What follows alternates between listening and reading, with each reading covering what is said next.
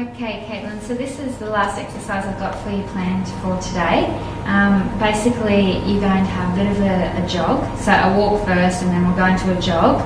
And with the jog, I'll then get you to go a little bit higher with your intensity because we're going to work at an anaerobic threshold. And that really is when your heart rate's about an 85 to 95% heart rate. And we've got the heart rate monitor on this machine so we can actually watch that. Because I know your resting heart rate, it'll be when you're working between 180 beats per minute to 192 beats per minute. So somewhere in between there is the limit that we'll get up to today. And then we can start to cool it down and you can go into a nice walk just to finish, and we'll do some stretching at the end. So I have tested this machine earlier this morning in the preparation just to make sure that it's all working fine and that the heart rate monitor is all good. So if you're feeling up to it, I'll get you to straddle the machine, so 1 foot on either side. Yeah, so one there and one over here. Okay, we're just going to turn it on. Before so, this is your safety switch. This is really important just in case if you lose balance or you get dizzy or anything happens, this can turn the machine on and suddenly stop. Yeah, so this will actually clip on. You can clip onto your top there. Yep, perfect. Okay, so just to get warmed up first again, I'm going to start walking. So this is where you press the quick start. Yep. And that's it. And we'll just start to walk.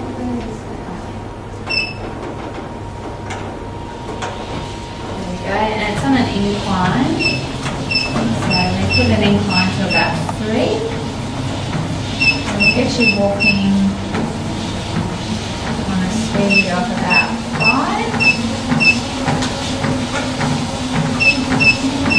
Is that comfortable? Yep. Yeah.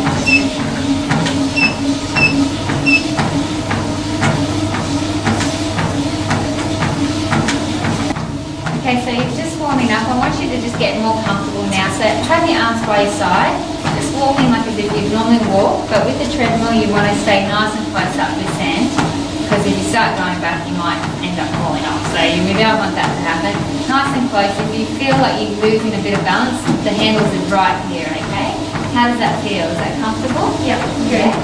Alright, so just nice and natural walk. Good length between your legs. That looks really good. Is it comfortable for you? Yeah. Yeah? Okay. We're going to start to increase soon, so we're going to, filling up to it, we're going through a bit of a jog. Yeah, alright. So I'll start putting up the level. When you feel the need, you start doing the jog, remembering to stay nice and close. You let me know if you do feel uncomfortable. Alright. The handles are just here if you need to move on. So we're just going up gradually. You might need to start jogging. That's it. How does that feel? Yeah. We'll just go to 7.5. That should be a nice jog. Comfortable? Yep. Yep. And it's good to see you using your arms. And staying nice and close. Breathing. That's it. Taking in some breaths now. Still comfortable? Yep. Alright. So with working at the anaerobic threshold, it's when your body starts to rely not just on oxygen, it needs to get energy another way, and that will be using your carbohydrates. That's from your lactic acid system. So your carbohydrates get broken down into glucose. How's it feeling, Caitlin? Good. Yeah? Are you getting a bit puffed? A little bit. A little bit. Just pop your hands on the bar for a second. I want to measure your heart rate. It's just measuring that now, so it will pop up in a minute. Keep those nice deep breaths happening. Tell us very soon. Okay, Caitlin, you've got some deep breaths happening and your heart rate is getting up to 185. So how are you feeling? Yeah, good. Yeah, you've reached the anaerobic threshold.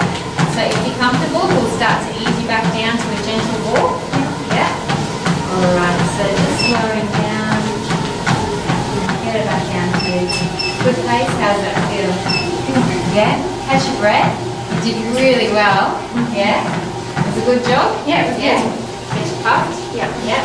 Alright, so just to explain a little bit more about how the body works on that level and what energy source.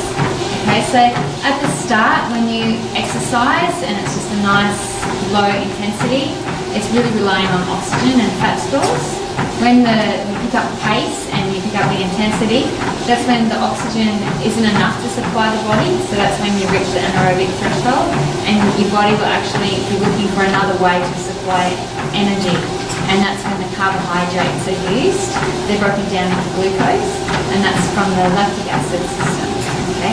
The creatine phosphate system, ATP-CP, that's more if you were sprinting, okay? And if you were to exercise for a really, really long time or do a lot of exercise at a high intensity, the very last resort will be protein. But at your level today of getting to a good heart rate there and getting puffed, you're also using your carbohydrates. Okay. So how's that walk going? Yeah. We'll just slow it down a little bit more. Nice deep breaths because we're going to go into a cool down now. And how did you find the training session today? Yeah, it was good. Good? Yeah. So because you're new to all of this, I hope that it's going to want you to come back and you'll do some more. Yeah? Yeah. Yeah? Okay. Good to know. Alright, so we'll just end up finishing it here and we'll do some stretches. So when it gets quite low, I'll get you to straddle the treadmill again. That's it, yep, just with your feet on either side. That's it, and we'll just press the stop button, safety bar, yeah, safety hook, that's it. And just, very good. Okay, so yeah, you can come off. Excellent, we'll do some stretches. Cool. Okay, so if a client wants to do a bench press and they had low blood pressure, there'd be a few things that would need to take into consideration to modify for the exercise for their safety, okay?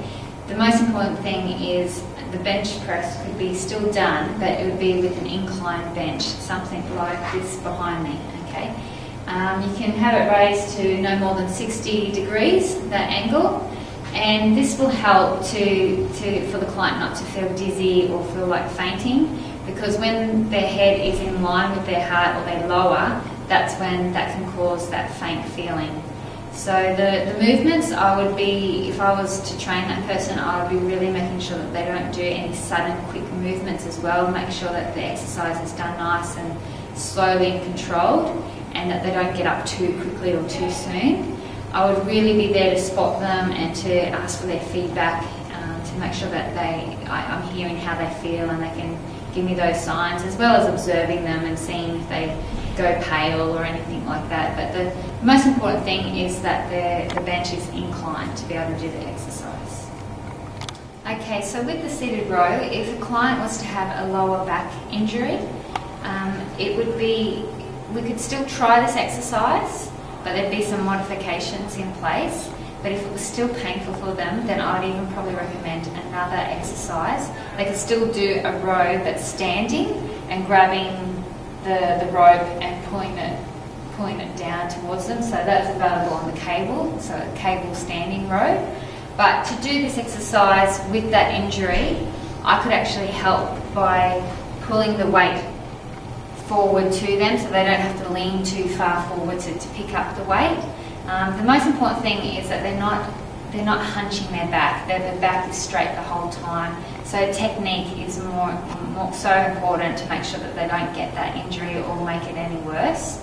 Low weights, not too heavy, and maybe just if they're not feeling it, increase the reps. But yeah, just checking in and asking them how does it feel. They shouldn't have any pain in their lower back when they're actually doing the motion. And if they are, then I'd stop the exercise and do a different one. Okay, with the lunge, if someone was to have a knee injury, then the lunge, it could still cause some problems to do this exercise, but it may not as well. Once again, it's all about technique. If they got the technique right, then hopefully the injury wouldn't be painful. If it was, then I would suggest a different exercise to work the buttocks.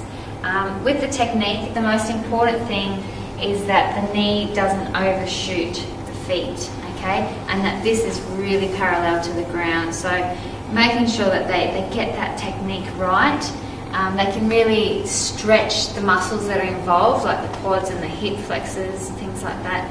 The more stretching to increase the flexibility might help with preventing more of a knee injury or to help heal the knee injury. If they were looking at an alternative exercise to do the buttocks, well then I'd probably suggest the cable kickbacks, or could even do bridging, and that would be another exercise that wouldn't put any stress on the knee.